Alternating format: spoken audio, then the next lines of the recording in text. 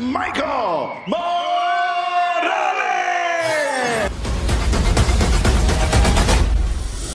Assalamualaikum semuanya, selamat datang di channel Obrolan Fighter. Kemarin baru saja UFC menggelar event, yaitu UFC Fight Night, dimana tentu pasti bukan perebutan sabuk juara. Awalnya gue nggak paham kenapa pertarungan ini justru menjadi main event di UFC Fight Night, yaitu pertarungan antara Gilbert Burns dan Morales. Maksud gue, apa hebatnya pertarungan ini sampai-sampai dijadikan main event atau pertarungan utama? Karena jika kita melihat UFC Fight Night belakangan ini, itu keren-keren banget. Contohnya kayak 3 Mei kemarin, main eventnya itu Cory Sandhagen melawan Deiveson Figueiredo. Udah jelas keren parah. Sebelumnya lagi 26 April, Ian Garry melawan jagoan gua yaitu Carlos Prates. Jelas ini menghibur banget. Sebelumnya lagi 5 April, Josh Emmett vs Murphy di kelas featherweight. Sebelumnya lagi lebih keren lagi, yaitu mantan juara dan mantan penantang gelar yaitu Brandon Moreno vs Steve Erceg. Dan sebelumnya lagi jauh lebih keren, yaitu Leon Edwards vs Sean Brady.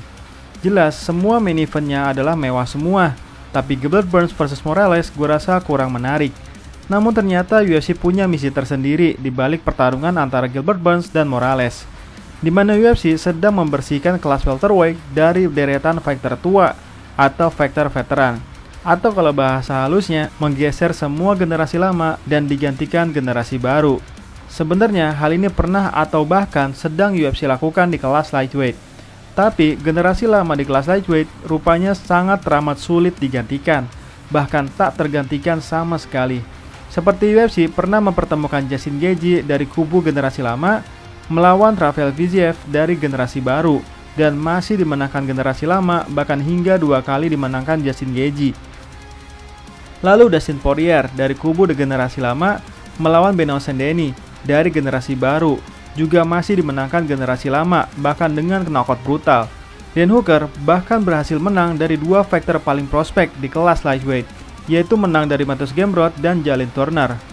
Satu-satunya generasi lama yang bisa dikalahkan hanyalah Charles Oliveira, yaitu ketika UFC mempertemukan Charles Oliveira dari kubu generasi lama melawan Arman Tsarukyan dari generasi baru, dan dimenangkan oleh Arman Tsarukyan. Itu pun dengan kekalahan yang sangat sengit dan masih terhormat. Tapi biarpun Oliveira kalah, Oliveira tetap mampu menaikkan nama besarnya hingga akhirnya UFC memilih Oliveira untuk maju dalam perebutan sabuk juara melawan Ilia Topuria. Artinya sangat teramat sulit untuk menggeser para generasi lama dari kelas lightweight. Sehingga untuk menaikkan nama besar Paddy Pimblett sebagai generasi baru, yang paling diharapkan juara hanya bisa dipertemukan dengan fighter sekelas Michael Chandler yang rekornya sangat buruk dan sudah berusia 38 tahun. Selebihnya UFC mungkin agak kebingungan dengan siapa setelah ini Paddy Pimblett harus bertarung supaya bisa masuk jajaran top 5 atau bahkan langsung maju di perebutan sabuk. Faktor yang masih ada kemungkinan Paddy Pimblett kalahkan adalah Justin Gaethje dan Max Holloway, di mana kedua fighter sudah berusia 32 tahun lebih. Tapi Paddy Pimblett memilih fighter yang lebih tua, yaitu Justin Gaethje, di mana dalam interviewnya dengan TNT Sport, Paddy Pimblett yakin bisa mengalahkan Justin Gaethje. Nah, itu soal rumitnya kelas lightweight. Lalu bagaimana dengan kelas welterweight? Rupanya semua rencana UFC berjalan dengan sangat mulus, karena 5 fighter generasi lama dari kelas welterweight semuanya dalam kekalahan beruntun, yang mana jika ditotal kekalahan mereka belakangan ini adalah 0-13, alias tidak pernah menang dan 13 kali kalah.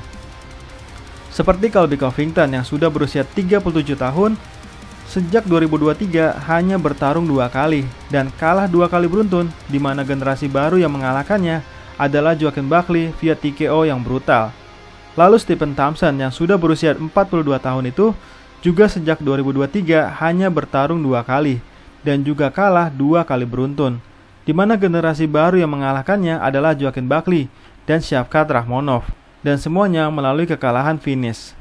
Lalu Kamaru Usman, fighter berusia 38 tahun itu dalam 3 kekalahan beruntun, yaitu kalah dari Leon Edwards 2 kali dan 1 kali kalah dari Khamzat Chimaev di kelas middleweight. Lalu Leon Edwards, fighter berusia 33 tahun itu dalam kekalahan 2 kali beruntun, yaitu kalah dari Belal Muhammad dan kalah dari salah satu fighter generasi baru yaitu Sean Brady, bahkan via submisi atau alias kemenangan finish. Dan terakhir Gilbert Burns, fighter yang suka nangis kalau kalah itu sudah berusia 38 tahun dan memang sudah tidak ada harapan lagi bagi Gilbert Burns untuk bisa menjadi juara di UFC. Apalagi dalam rekornya yang paling buruk dibandingkan 4 fighter generasi lama tadi. Karena Gilbert Burns bukan hanya kalah 2 kali beruntun, tapi 4 kali kalah beruntun. Di mana 3 diantaranya didapat dari 3 fighter generasi baru, yaitu Jack Della Maddalena di tahun 2024 via knockout. Lalu kalah dari Sean Brady via unanimous decision juga di tahun lalu. Dan kemarin kalah dari generasi baru yang benar-benar baru muncul namanya, yaitu Michel Morales. Bahkan dengan kekalahan yang sangat telak, yaitu kalah via knockout hanya dalam 1 ronde pertarungan. Morales ini masih sangat muda, bahkan lebih muda dari Jack Della Maddalena, yaitu kini Morales berusia 25 tahun. Fighter asal Ekuador ini dalam rekor yang sangat mengerikan, yaitu 18 kali menang dan belum pernah kalah, alias punya rekor 18-0. Fantastisnya lagi adalah, dari 18 kemenangannya, 14 diantaranya adalah kemenangan finish. Dan dari 14 kemenangan finishnya, 13 diantaranya adalah kemenangan knockout. Padahal, style atau basicnya Morales adalah gulat. Jadi memang tujuan UFC mempertemukan Gilbert Burns dengan Morales di level main event tentu untuk menaikkan nama Morales, karena sebelumnya pertarungan mereka ini seharusnya masuk di dalam main card UFC 315, tapi dipindah menjadi main event di UFC Fight Night. Jadi jelas setelah kemenangan ini nama Morales melesat begitu tinggi. Nah, Morales ini adalah satu dari 6 fighter dari bagian generasi baru, di mana 6 fighter generasi baru tersebut, jika di total rekornya di UFC adalah 44-2 alias 44 kali menang dan hanya 2 kali kalah. Di mana 2 kekalahannya itu pun datang dari sesama generasi baru, yaitu Ian Garry kalah dari Shavkat Rakhmonov dan datang dari calon juara yaitu Sean Brady kalah dari Belal Muhammad. Selebihnya tidak ada satupun yang bisa membendung mereka. Nah, fighter generasi baru itu diantaranya yang pertama Joaquin Buckley. Semenjak masuk ke kelas welter, Buckley belum terkalahkan sama sekali, walaupun harus berhadapan dengan Michette Luque, Stephen Thompson, dan Colby Covington.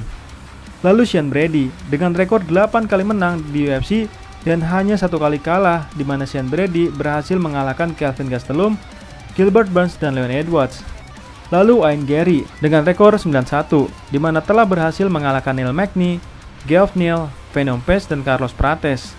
Lalu Shavkat Rakhmonov dengan rekor 7-0 di UFC yang bahkan tak terbendung semenjak berkarir di MMA, di mana telah berhasil menang dari nama-nama besar seperti Ian Garry, Neil Magny, Geoff Neal, dan Stephen Thompson. Lalu Jack Della Maddalena dengan rekor 8-0, di mana berhasil menang dari Kevin Holland, Gilbert Burns, dan sang juara Belal Muhammad. Jadi bisa dibilang Jack Della Maddalena adalah yang paling sukses di antara 6 fighter generasi baru. Dan terakhir ada Michel Morales dengan rekor 6-0 di UFC, di mana menang dari Geoff Neal dan Gilbert Burns. Jadi sangat diharapkan karena fighter ini bisa menggantikan nama besar kelas welter yang telah lama dibangun oleh para generasi lama. Tapi gue yakin kelas welterweight tetap kompetitif karena akan kehadiran sang ranking 1 pound for pound, yaitu Islam Makhachev. Nah, itulah obrolan kita hari ini. Kalau menurut teman-teman, mana yang lebih baik, generasi lama atau generasi baru di kelas welter atau kelas lightweight? Silahkan tulis di kolom komentar ya. Sekian dan terima kasih.